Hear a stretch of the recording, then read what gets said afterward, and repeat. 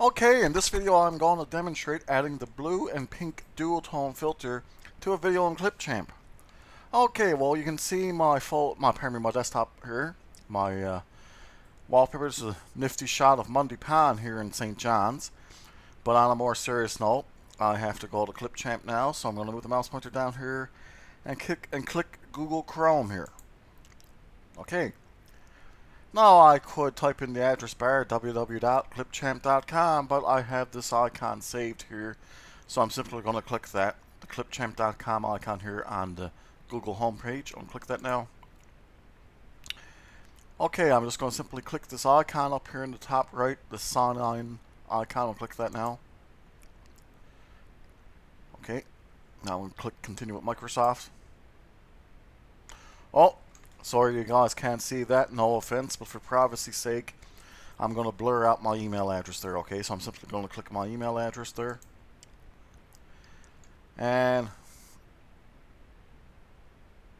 really nifty, now we can see we're logged into the home area of Clipchamp.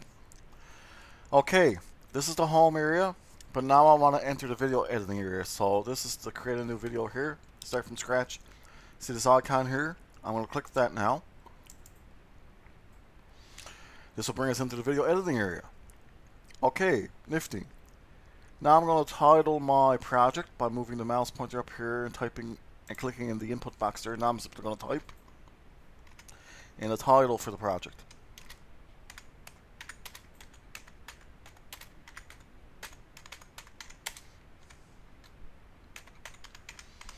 Alright, blue and pink dual tone filter.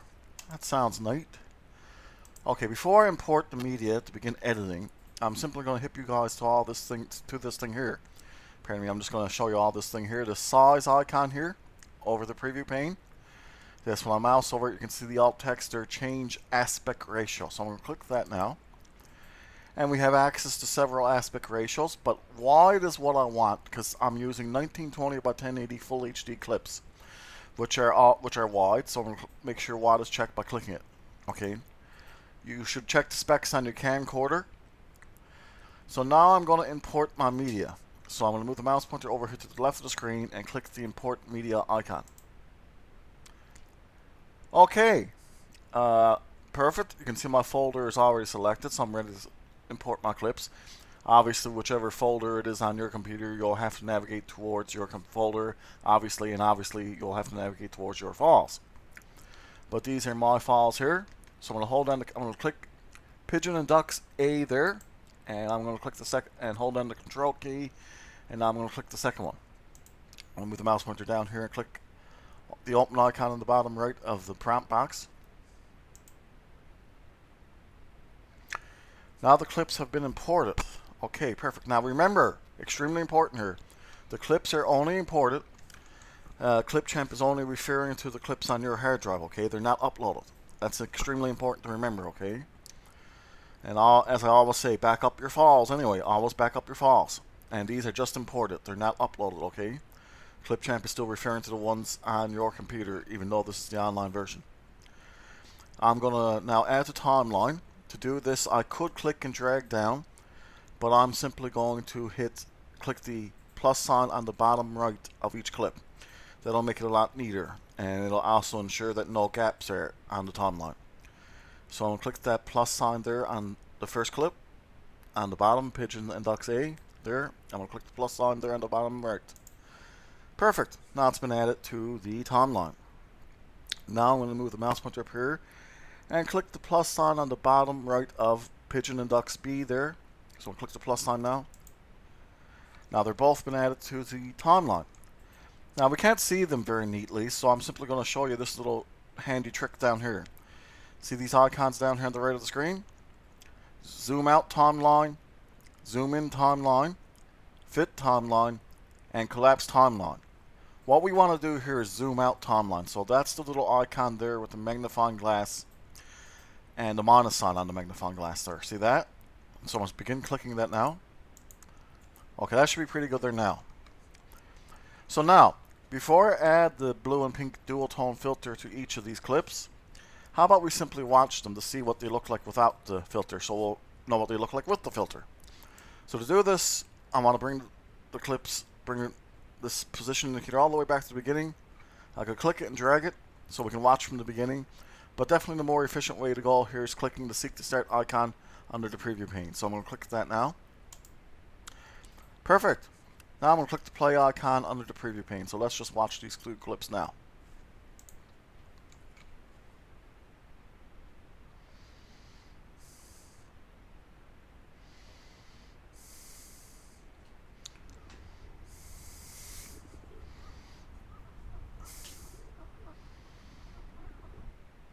Okay, really nifty.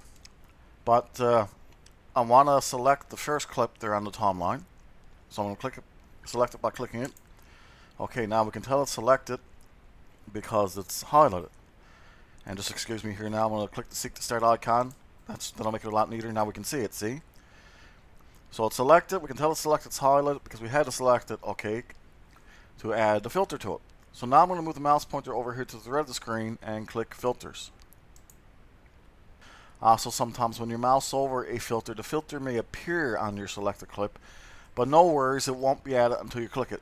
And also, typically, it's only one filter per one selected clip. Okay, so I could click the scroll bar and drag it down to find the blue and pink duotone filter, but I'm simply going to search for it. So I'm going to type in that search box up there and type in the name, blue. And didn't have to type very long. Here it is here, blue and pink duotone.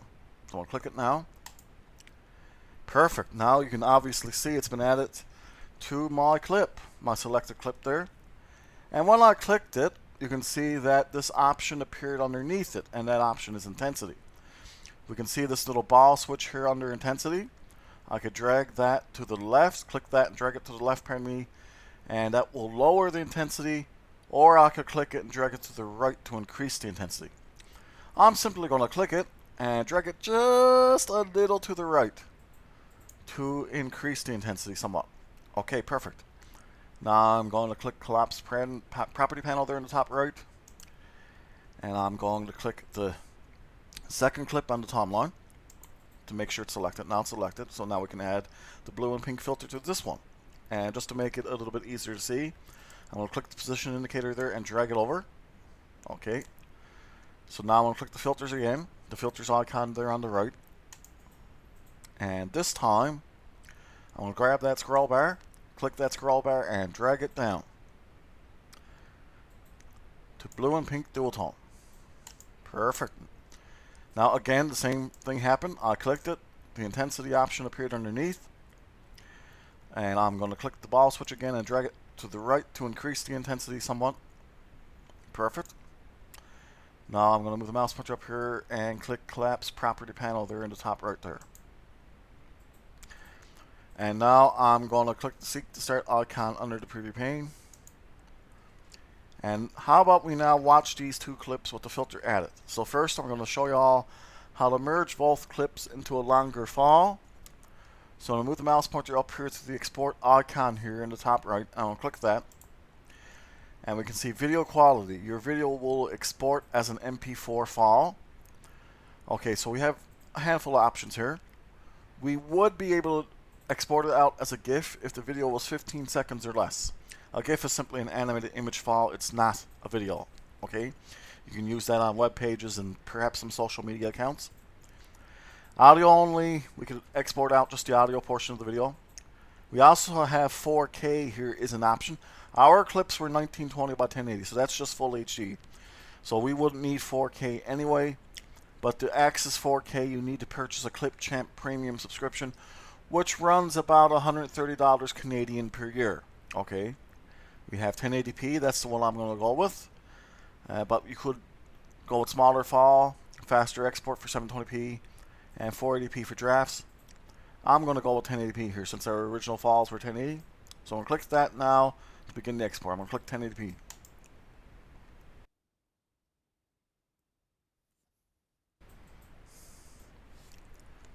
Okay, you can see it's downloaded now. Blue and pink duotone filter made with Clipchamp. But so be mindful of that. A copy has already been saved. Okay, so it may work that way on your system as well, even if you're using a Mac, but on or version of Windows. But now I'm going to move the mouse pointer down here to show you how to save to your computer. So I'm going to click Save to your computer, and I'm going to navigate to my folder. Yes, it's still selected, and we can see blue and pink duotone filter made with Clipchamp. Obviously, you may have to navigate to your folder on your system, but since it's already here, I'm going to just simply have to click the save icon here now, on the bottom right of the prompt box here. And I'm going to move the mouse pointer down here and click Show Desktop here on the far right of the taskbar. I'll move over here. This is my sample clips folder here on my desktop. Double click that, double click Clipchamp. And now I'm going to double click blue and pink duotone. And now let's simply watch blue and pink duotone filter made with Clipchamp. So I'm going to double click it now to open it in the media player.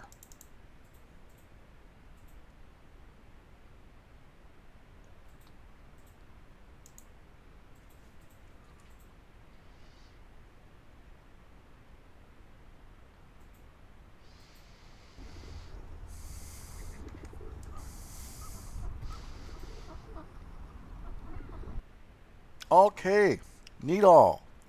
Now I'm going to move the mouse pointer up here to the top right of the media player just to close it. Click that X. Now I'm going to close the folder. Click that X in the top right. I'm going to move the mouse pointer down and click Google Chrome again here. So we'll just go back to where we were. Okay, that was adding the blue and pink duotone filter to a video in Clipchamp. Remember now, the programmers who are working on Clipchamp may alter features or remove features entirely, okay? So always be mindful of that. Just try to stay patient and be calm. Other than that, it's an awesome program. You can find it at clipchamp.com. This is the free online desktop version I was demonstrating here. As always, thank you for watching. Thank you very much for your time.